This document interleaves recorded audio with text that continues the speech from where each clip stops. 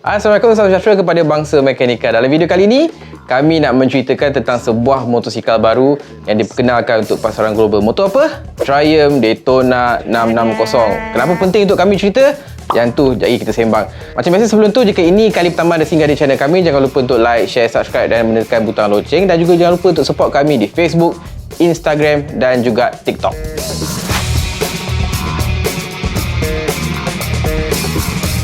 Jadi Triumph Motorcycle, sebuah jenama daripada UK, telah memperkenalkan sebuah model baru untuk pasaran global. Model tu adalah Triumph Daytona 660. Ini adalah motosikal yang sememangnya mencuri perhatian. Sebab apa? Dia sepatutnya menjadi penyambung legasi Triumph Daytona yang ada sebelum ni, iaitu 675 dan 765. Tapi waktu Triumph melancarkan model ni, ada timbul pelbagai kontroversi. Sebab apa? Daytona 660 ni dia dikuasakan enjin sama yang ada pada Trident, Tiger Sport 660. Jadi disebab faktor tu, ramai yang kata ini bukan Daytona yang sebenar. Jadi banyaklah cetus kontroversi, ramai yang tak puas hati.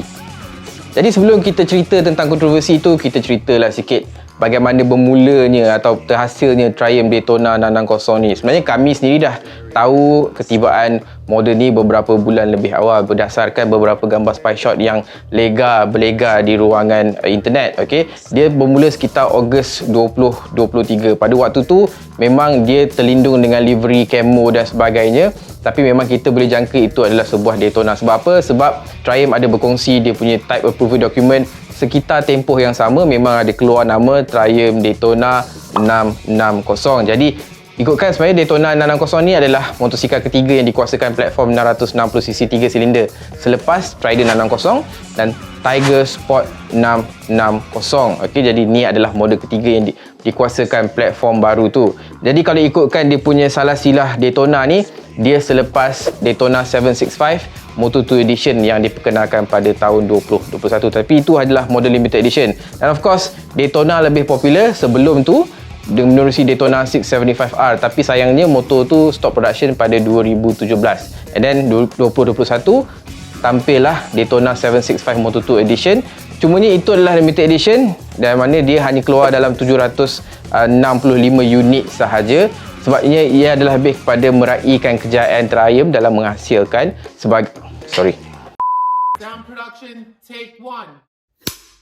Sebabnya ia hanyalah sekadar meraihkan kejayaan Triumph dalam menjadi pembekal kepada enjin bagi kejuaraan dunia Moto2.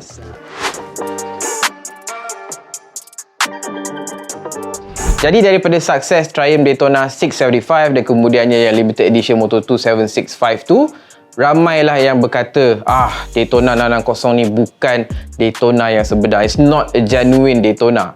Sebabnya diorang kata dia sepatutnya pakai engine 765 yang ada pada Street Triple dan sebagainya lah. Jadi ada pelbagai lagi show diorang kata sepatutnya dia lebih sport performance, lebih sport oriented, sepatutnya lebih pure sports bike. Tapi kalau kita imbas balik beberapa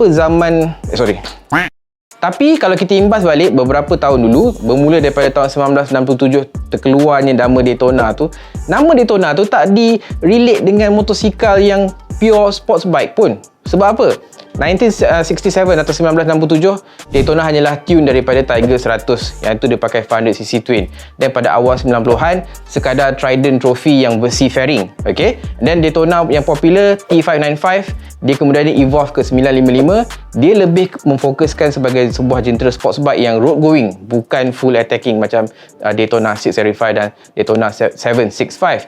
Kemudian Daytona 600 diperkenalkan pada tahun 2002 yang dinamakan sahaja, dia rename balik daripada TT600 yang tu 4 silinder. And then Daytona 650 pada 2005 masih lagi 4 silinder. Hanyalah pada tahun 2006 Triumph memperkenalkan Daytona 675 3 silinder. Yang inilah bermulanya generasi terbaru Daytona yang sememangnya cukup popular. Triumph berjaya menempatkan Daytona 675 ni setanding dengan motosikal Jepun 600cc seperti CBR 600RR, Yamaha R6 dan juga Kawasaki ZX-6R. Tapi model tu stop production pada 2016. Yang continue hanyalah Daytona 675R yang flagship sampai 2017 dan membawa kepada Daytona 765 Moto2 Edition pada tahun 2021. Jadi kalau kita nilai balik daripada 1967 sampailah ke 2021, Daytona ni dia mengalami beberapa fasa.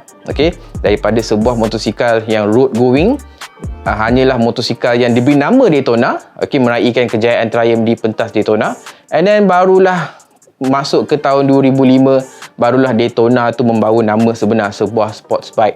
Tapi itu pun ada beberapa isu, antaranya pada waktu tu walaupun Triumph Daytona cukup popular, tapi dia masih gagal bersaing dengan central sports bike Super Sport 600cc daripada Jepun.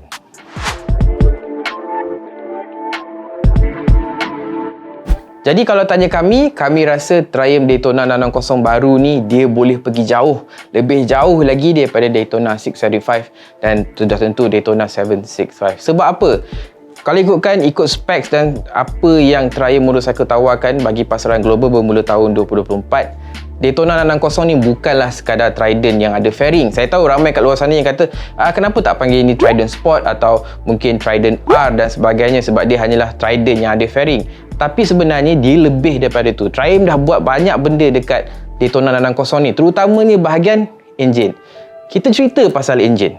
Enjin ni saya rasa adalah nadi utama Daytona 660. Sebabnya mungkin korang rasa, apa yang nak cerita sangat, sebab enjin sama dengan yang ada pada Trident 660 dan Tiger Sport 660. Sebenarnya tak. Platform, sama. Tapi Triumph dah buat banyak perubahan yang signifikan. Pertamanya dia tukar camshaft, dia tukar crankshaft, dia tukar cylinder head. Dia punya exhaust system dah jadi kepada sistem 3:1. And then jangan lupa pula, perubahan paling besar yang saya rasa impress, throttle body. Daripada single throttle body yang ada pada Trident bertukar kepada triple throttle body, dan hasilnya horsepower meningkat sebanyak 17%, torque meningkat 9%. Daripada 81 horsepower yang ada pada Trident 660 dah naik ke 94 horsepower. Torque pula daripada 64 dah naik 69 horsepower. Jadi peningkatan tu pada saya memang cukup signifikan. Itu saja dah cukup membuktikan yang Triumph sememangnya melahirkan Daytona baru yang sebenar. Selebihnya, Triumph juga ada update dia punya final gear ratio supaya gearing tu lebih impresif, lebih efisien dan sebagainya. Diorang juga upgrade dia punya brake kepada 4 port caliper. Jenama tak pasti, tapi katanya jenama Triumph, tapi kalau tanya kami, kalau tengok dia punya reka bentuk tu, mungkin kemungkinan besar dia pakai J1 lah. Selebihnya, suspension dia masih lagi sama seperti Trident 660. Kita ada Showa separate function big piston fork 41mm non-adjustable, belakang Showa mono preload adjustable sahaja. Dari segi suspension, mungkin korang akan kata, kenapa tak bagi fully adjustable? Pada saya, bagi sebuah Genera 660cc yang dia punya fokus dia bukanlah kepada track oriented seperti R6, ZX6 dan juga CBR 600RR, pada saya suspension Showa depan belakang tu dah cukup, especially untuk pengguna jalan raya.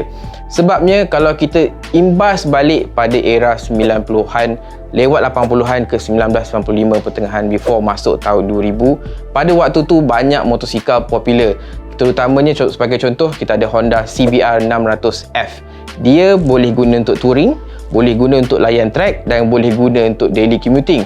And then kemudian masuk early tahun 2000 sampailah 2014-15, segmen tu terkubur, diganti dengan segmen Super Sport 600cc yang memang track oriented, ZX6, CBR dan juga Yamaha R6. Tapi motor-motor tu dah start untuk decline, sehingga kan Yamaha stop production R6, CBR baru saja introduce 600RR yang baru, ZX6 yang masih lagi ada dalam market. Jadi demand terhadap motosikal ni dah menurun atas faktor practicality, sebab dia terlalu agresif, terlalu sporty. Jadi untuk pakai daily commuting dah tak sesuai, melainkan korang nak layan track setiap hari.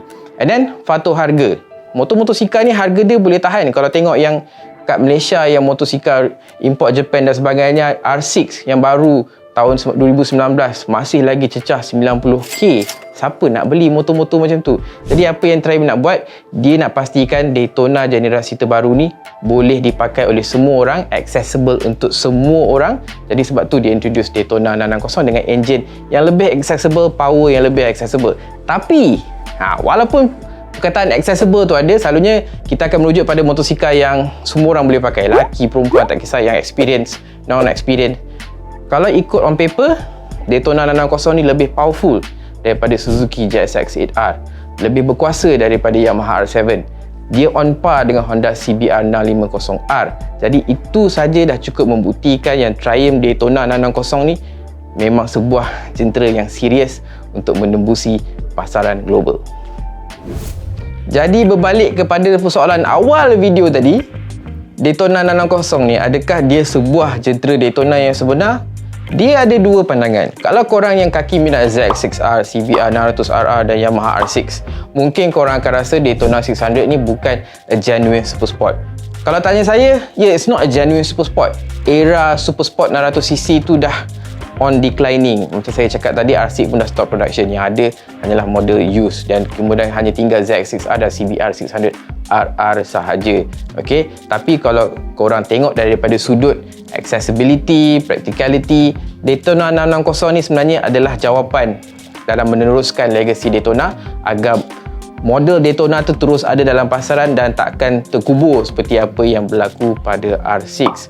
And then, yelah macam saya cakap tadi, Super Sport 600cc ni harga dia keras. Okay, jadi tak ada siapa yang akan beli. Jadi nanti kalau Triumph guna formula yang sama pada Daytona yang baru ni, pun akan jadi berlaku benda yang sama, yang mana production dia mungkin akan stop pada satu hari nanti. Jadi resepi 660cc ni, 3 silinder ni, pada saya adalah satu resepi yang tepat untuk zaman moden. Jadi kalau tanya kami, Daytona 660 ni adalah sebuah jentera Daytona yang sebenar. Dia masih lagi mengikut atau ada DNA Daytona tu. Cumanya dia bergantung pada what type of rider korang ni. Sama ada yang jenis attacking, nak masuk track saja, atau korang nak guna motor ni untuk daily commuting, pergi ride, pergi travel dan sebagainya.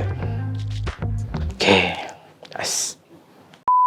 Jadi itu sajalah yang kami boleh sembang tentang Triumph Daytona 660 ni. Macam biasa, kalau ini pertama kali anda singgah di channel kami, jangan lupa untuk like, share, subscribe dan menekan butang loceng. Dan jangan lupa untuk support kami di Facebook, Instagram dan juga TikTok. Kita orang ada page baru kat Facebook tau, yang tu pun korang follow sekali.